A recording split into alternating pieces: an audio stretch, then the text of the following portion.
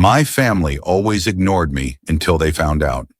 I inherited a billion-dollar fortune. The weeks following my dramatic revelation at the family dinner settled into an uneasy quiet that felt more unnerving than the constant criticism I had endured for years. The silence from my family was deafening, but it was the kind of silence that spoke volumes about their shock, their disbelief, and their growing realization that the balance of power in our family had irrevocably shifted. I found myself waking each morning in my new bedroom, a spacious suite with panoramic views of the city skyline, and still feeling the ghost of my old life clinging to me. The luxurious surroundings should have brought comfort, but instead they served as constant reminders of how much had changed and how much I had lost in gaining this fortune. The emptiness of the mansion echoed the emptiness I felt inside, a void that no amount of wealth could fill. The first crack in the silence came exactly 17 days after the dinner. I remember the date clearly because I had been keeping track, almost expecting something to happen. It was a Tuesday morning, and I was meeting with my foundation's board to discuss our first major initiative, a scholarship program for first-generation college students. My phone vibrated with a text from Elizabeth, the first communication from any family member since that night. "Thomas, we need to talk. Mother isn't doing well." The message was classic Elizabeth, dramatic, vague, and designed to provoke immediate concern. I stared at the words, feeling the old familiar pull of family obligation warring with my newfound resolve to protect myself. I showed the message to my lawyer, who advised caution. "They're testing the waters, Thomas, seeing if you're still susceptible to emotional manipulation." I waited until the meeting concluded before responding. "I'm sorry to hear that. I hope she feels better soon." The 3 dots indicating she was typing appeared immediately, then disappeared, then appeared again. Finally, "Can you come see her? She's asking for you." This was new territory. In 32 years of life, my mother had never specifically asked for me. When she was ill, she wanted Michael to fetch her medicines or Elizabeth to fluff her pillows. I was usually an afterthought, someone who might be told days later that she hadn't been feeling well. I discussed the situation with Dr. Evans, the therapist I had started seeing to help process everything that had happened. "This could be a genuine opportunity for reconciliation," she said carefully, "or it could be what your lawyer suspects, an attempt to reestablish control. The question is, what do you want? What did I want?" That was the most complicated question of all. Part of me wanted to rush over and finally receive the maternal concern I had craved my entire life. Another part wanted to tell them all to go to hell. And a third, quieter part just wanted to be left alone to build my new life in peace. I decided to send flowers instead of visiting. Not the extravagant arrangements I could now easily afford, but simple white lilies, her favorite. I included a brief note hoping for her swift recovery and signed it simply, Thomas. No affectionate closing, no promises to visit, no opening for further manipulation. The response came 2 days later in the form of a phone call from my father. His voice sounded older than I remembered, with a weariness that seemed to go beyond his usual courtroom exhaustion. "Your mother appreciated the flowers," he began, the formality in his tone suggesting he was choosing his words carefully. "She's feeling better now." "That's good to hear," I replied, equally formal. There was a long pause, the kind that would normally have compelled me to fill the silence with nervous chatter. This time I waited him out. "Thomas," he said finally, "about the inheritance. We need to discuss this as a family." "I'm not sure what there is to discuss," I said. "The matter is settled legally." "It's not about the legalities," he said, frustration creeping into his voice. "It's about family, about what's right." "And what would that be, Father?" I asked, my voice deceptively calm, despite the anger simmering beneath the surface. "What would be right in this situation? Should I hand over control of the inheritance to you, to Michael? Should I go back to being the invisible son so everyone can be more comfortable?" "That's not what I'm saying," he protested, but we both knew it was exactly what he meant. The conversation ended shortly after, with neither of us satisfied, but it opened the floodgates. Over the next month, each family member attempted their own approach to what I had come to think of as the reconciliation campaign. Michael came at me with logic and legal threats, just as my lawyer had predicted. He scheduled a brotherly lunch at an expensive steakhouse, the kind of place he knew I could never have afforded before. He arrived with a folder full of documents and a condescending smile that didn't reach his eyes.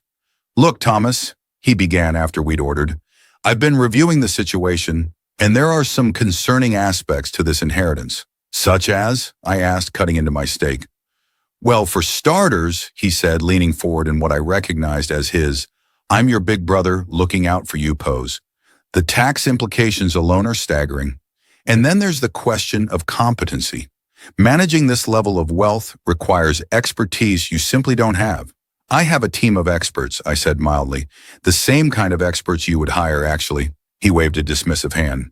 These people work for you because you're paying them. They don't have your best interests at heart. Family does. I nearly choked on my wine. Are you suggesting that you have my best interests at heart, Michael? After a lifetime of treating me like an embarrassment, his composure cracked slightly. That's not fair. We've always wanted what's best for you. Really? I set down my fork. Then why did you try to get me a mailroom job 2 weeks ago? If you thought I was capable of more, why wasn't I good enough for anything better? The question hung between us, unanswered. The rest of the meal passed in stiff, formal conversation, and when the bill came, I paid it without comment. The satisfaction of watching his eyes widen slightly as I handed over my black credit card was petty, but I allowed myself to enjoy it nonetheless. Elizabeth's approach was more subtle. She invited me to her art gallery's opening night, positioning herself as the cultured, sensitive sibling who understood me better than the others. She introduced me to her friends as my brilliant brother Thomas and made sure my wine glass was never empty. During a quiet moment on the terrace, she linked her arm through mine in a show of sisterly affection that felt foreign and practiced. "You know, Tommy," she said, using the childhood nickname I had always hated, "I always knew you were special, even when the others didn't see it." "Did you?" I asked, disengaging my arm to take a sip of champagne. "Of course," she insisted. "Remember when you won that poetry competition in high school?" I told all my friends about my talented brother. I did remember. She had also told me not to mention it to her friends because poetry wasn't cool. The memory should have hurt, but instead, it just solidified my resolve. "Elizabeth," I said gently, "what do you want?" She looked genuinely wounded. "I don't want anything. I just miss my brother." The performance was masterful, and for a moment, I almost believed her. But then she continued, "Although, now that you mention it, there is this incredible investment opportunity I've been exploring. A new tech startup that's about to—" I stopped her with a raised hand. "Don't. Just don't." Her mask slipped completely then, revealing the calculating woman beneath. "You're going to let a little family drama prevent you from making a brilliant business decision?" "It's not about the drama," I said. "It's about trust. And I don't trust you." I left her standing on the terrace, the hurt on her face almost convincing enough to make me doubt myself. Almost. My mother's approach was the most difficult to withstand because it played directly into my deepest vulnerabilities. She didn't call or text. Instead, she showed up at my door one rainy afternoon, looking smaller and more fragile than I had ever seen her. "Thomas," she said when I opened the door, her voice trembling slightly. "May I come in?" I hesitated, every instinct screaming that this was a terrible idea. But she was my mother, standing in the rain, and some habits are too deeply ingrained to break easily. I led her into the living room, where she looked around with wide eyes, taking in the art on the walls, the floor-to-ceiling bookshelves, the tasteful furniture that my interior designer had selected. "It's beautiful," she said softly. "You've done well for yourself." We sat in uncomfortable silence for a moment before she spoke again. "I know we haven't always been attentive to you, Thomas, and for that, I'm sorry." It was the first apology I had ever received from any of them, and it hit me with unexpected force. I felt the walls I had so carefully constructed beginning to tremble. "But you have to understand," she continued, "a mother worries. When she sees one of her children struggling while the others succeed, it's difficult." "I wasn't struggling, Mother," I said, my voice tighter than I intended. "I was happy. I had a job I enjoyed, friends who cared about me, a life that felt meaningful. The only thing wrong with my life was your disapproval of it." Tears welled in her eyes, and I felt a familiar pang of guilt. "We only wanted what was best for you." "No," I said, the realization crystallizing as I spoke the words. "You wanted what was best for you. You wanted a son who would make you proud at country club events. A son whose accomplishments you could brag about to your friends. You never cared about what actually made me happy."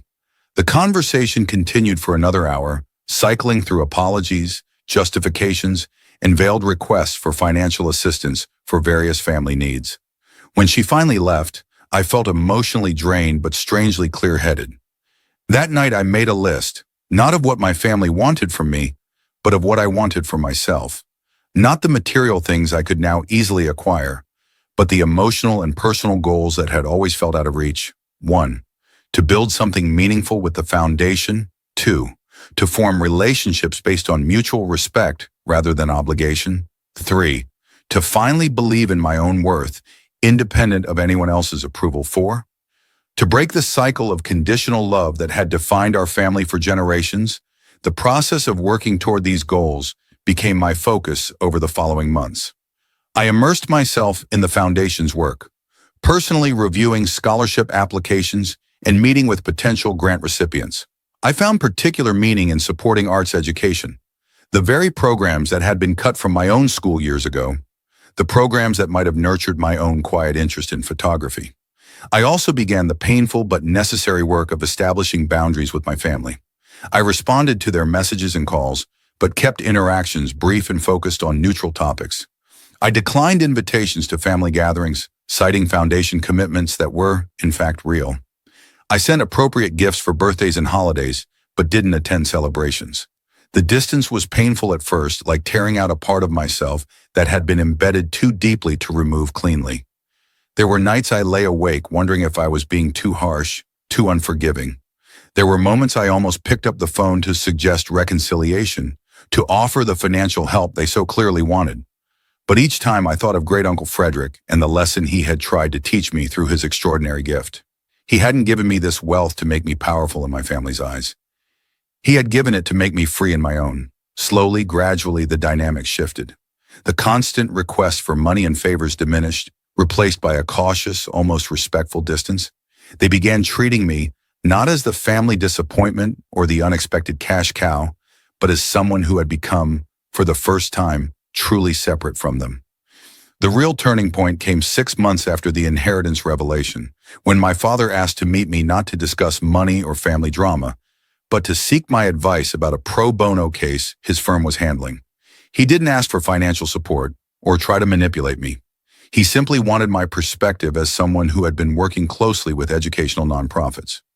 We met at a quiet coffee shop near my foundation's office, a neutral territory far from the expensive restaurants and private clubs that had been the backdrop of our previous encounters. He arrived alone, without the usual armor of his expensive suits and professional demeanor. The case involves a school district in a low-income area, he explained, spreading documents across the table between us. They're being sued for cutting arts programs, and we're representing a coalition of parents fighting the cuts. I listened as he outlined the details, my surprise growing with each passing minute.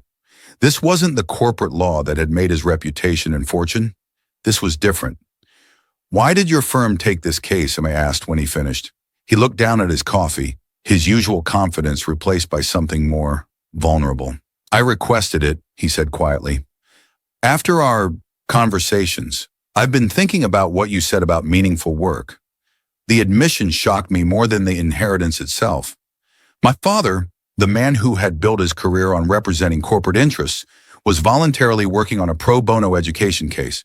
We talked for nearly 2 hours, discussing legal strategy, community outreach, potential allies. It was the first real conversation we'd had since I was a child, maybe the first we'd ever had as equals. As we prepared to leave, he hesitated, then said, "Your great Uncle Frederick, he and I never saw eye to eye. He thought I had sold out, chosen money over principles." He met my eyes directly. I think he might have been right. That conversation marked the beginning of a slow, careful reconciliation. Not a return to the family dynamics of before, but the start of something new and fragile. We began having monthly dinners, just the two of us, where we discussed our work, our lives, sometimes even our feelings. The conversations were often stilted and awkward, but they were honest in a way our family interactions had never been. The changes with my father prompted shifts with my siblings as well. Michael stopped offering unsolicited career advice and began asking genuine questions about the foundation's work. Elizabeth toned down her dramatic performances and started sharing real details about her life, including her struggles with her gallery business. The transformation wasn't miraculous. Old patterns don't disappear overnight, and there were still moments of tension, still occasional attempts at manipulation. But something fundamental had changed. I had changed. I learned to recognize the difference between genuine connection and transactional relationships. I developed the strength to say no without guilt. Most importantly, I discovered that my worth wasn't dependent on their approval or even their affection. The journey from invisible son to independent individual had been more painful than I could have imagined, but also more liberating. The inheritance had provided the means, but the true wealth was what I had found within myself. The courage to set boundaries, the wisdom to distinguish real love from conditional approval, and the strength to build a life on my own terms. As I stood in my foundation's office one evening, looking at the photos of students we had helped, their faces bright with hope and possibility, I realized that Great Uncle Frederick hadn't just given me money.